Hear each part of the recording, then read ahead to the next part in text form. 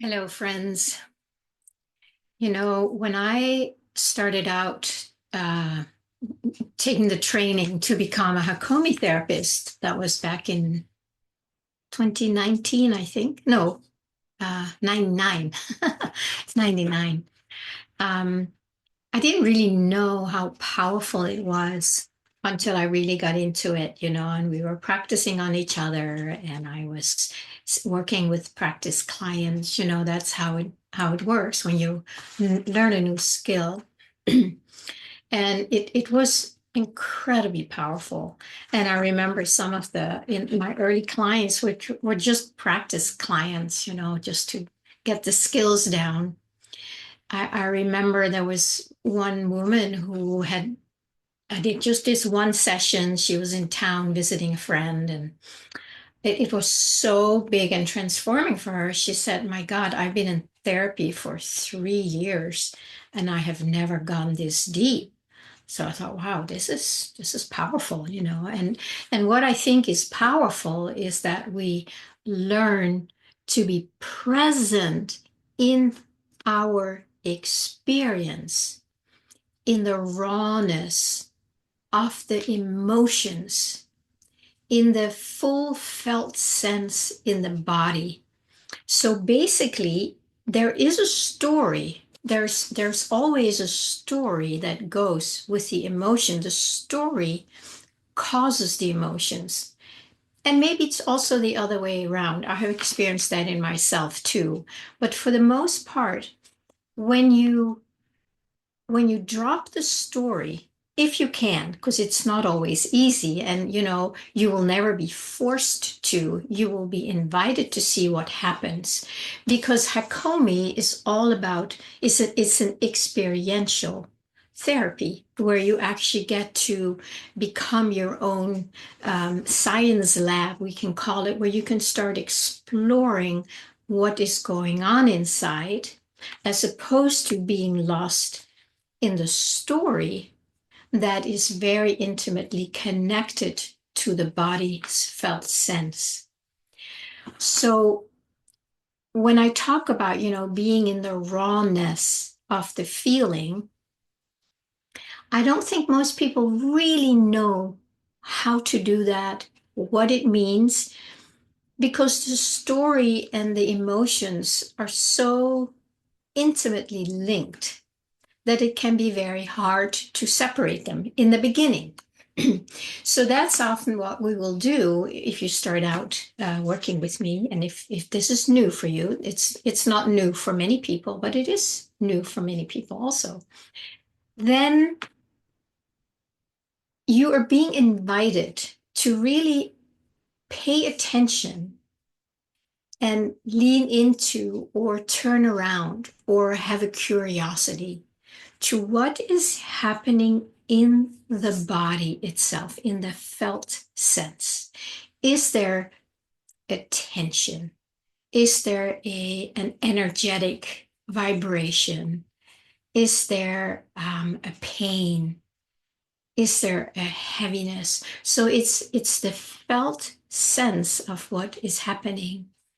What the mind likes to do, because the mind is the story, and the mind is the false matrix. So when you start seeing those connections, then you go, oh, oops, the matrix is trying to get my attention again. And I have given it my attention my whole life, maybe many lifetimes, and I want to practice something new.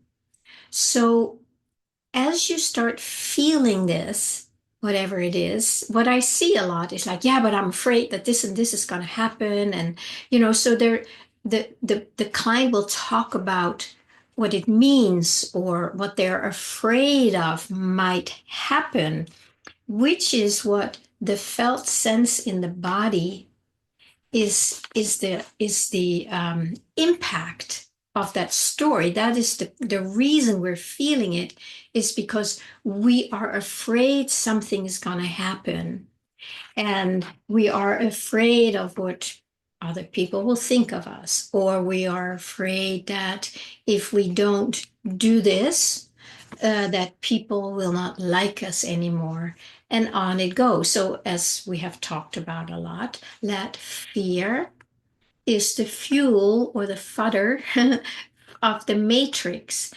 And I think the more we can recognize that fear is trying to come in to pull us out of our direct experience inside, aka the raw emotions without the story, then we can choose to say, okay, I'm going to leave the story behind now. I'm not going to engage in it, although it might be very hard, because the fear will tell you you have to engage and you have to do something about it. And if you feel this, then this and this will happen.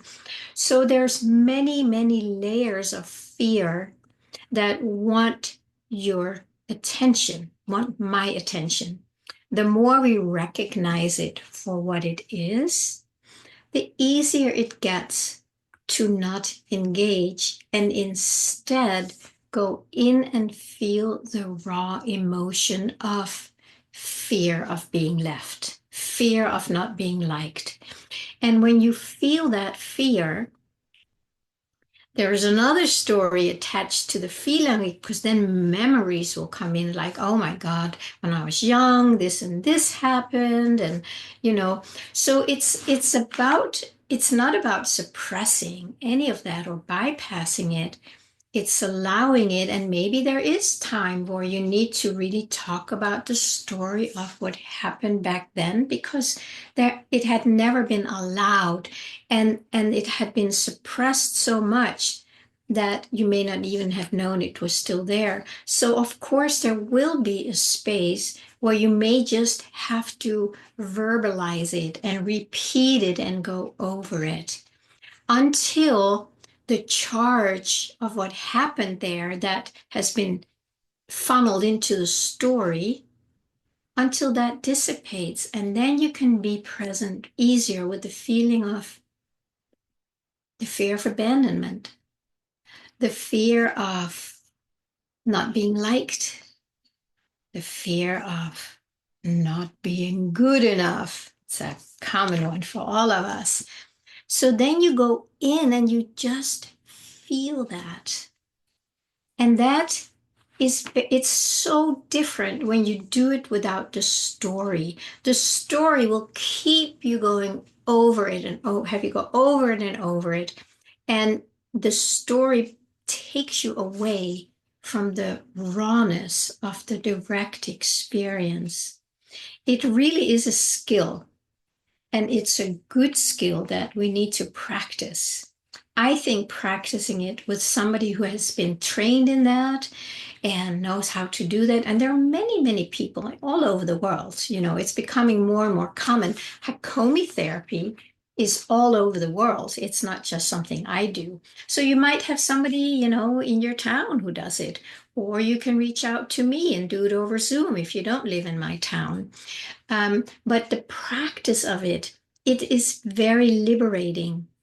All these layers of story, of the hypnotic suggestion stories, like, oh, this is going to happen, and oh, this happened back then, and it's going to happen again. And if I do this same thing, I will lose my power again.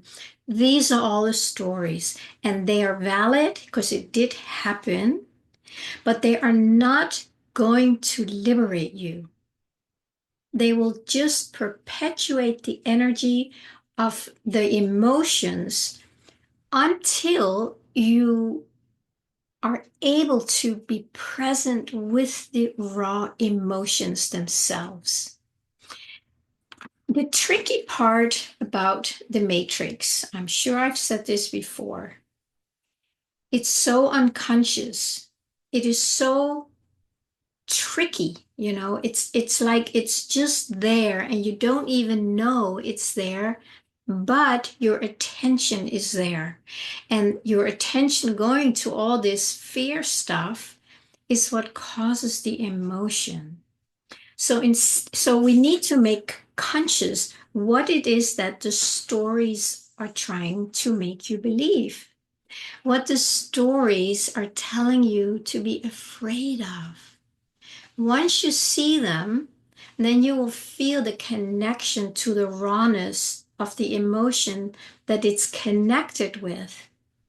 And then instead of hanging out here and feeling this discomfort, but not knowing you're hanging out here, at least to a certain extent, especially as we go down to many of the layers that are so unconscious that we really don't know that we're feeling them unconsciously. But we really do, and we need to make them conscious. And once they're conscious, then we go, oh, now I know why I'm always feeling this fear. Now I understand why I always want to, eat when this and this happens. Or then you start, connecting the dots. And then it's going to be easier to stay in the rawness of your felt sense experience. It's a really important step to make that distinction, and start separating them because you have choice. Now this story is conscious. Now you have a choice. As long as it's just doing this in the background, you don't have much choice.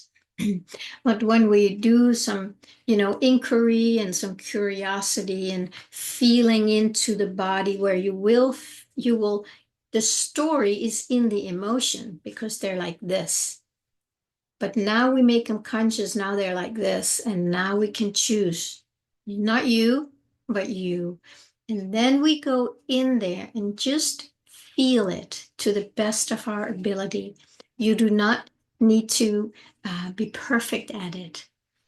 You just need to do your best and just feel the intensity of fear or sadness or whatever. And as you feel that, there might be a lot of energy moving. There might be tears, there might be rage, because when you're in that felt sense of the emotion, now you can release that energy that normally would go to the story and feed that. So now we separate them. Now we go to the rawness, and now we can liberate that energy. When that's liberated, you can find out what you really want. You can allow your sovereignty, your true self, your divine expression, that then you can start listening to it.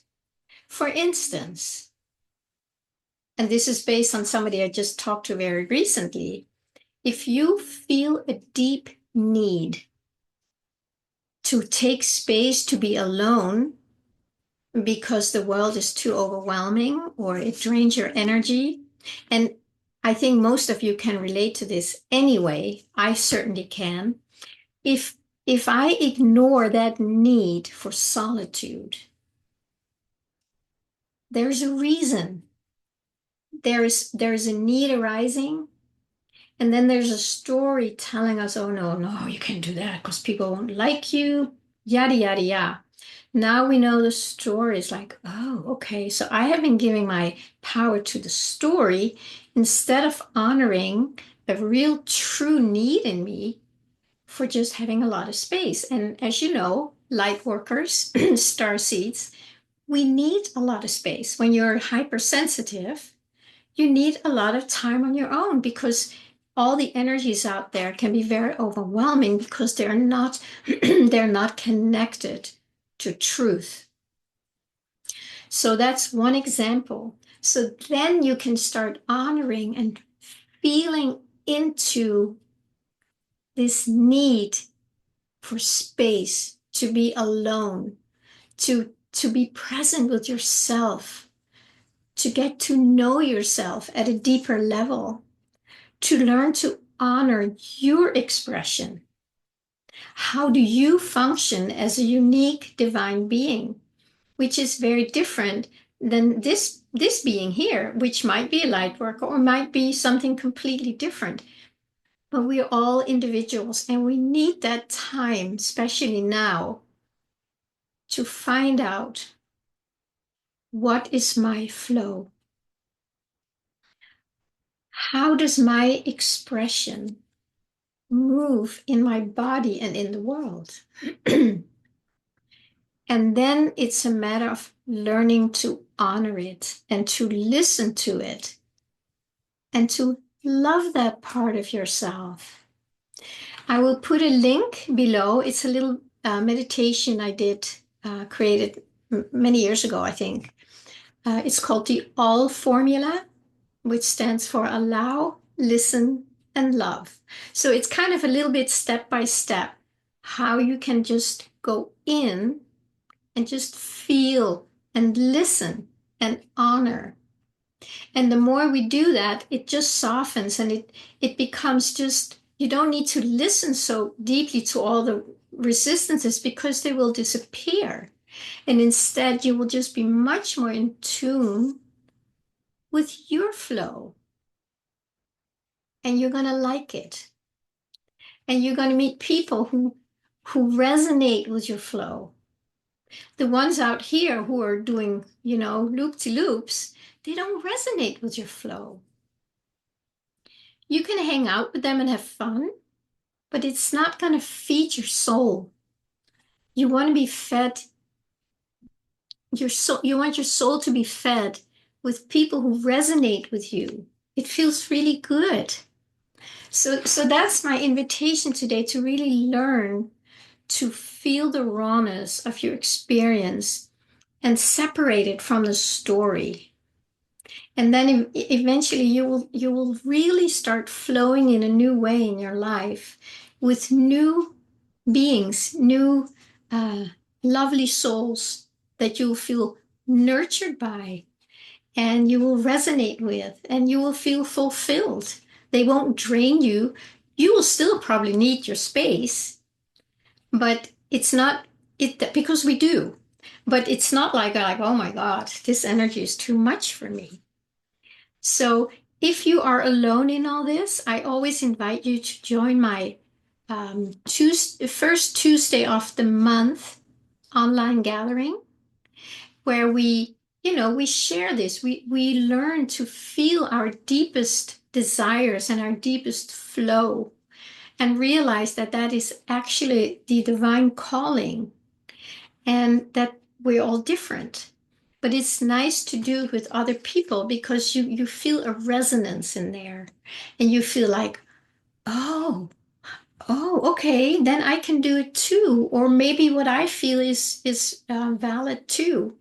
So that's why I still really believe that we need each other during these times until we feel so grounded in our own energy that then we may not need each other, but we can certainly enjoy each other and play around in this field.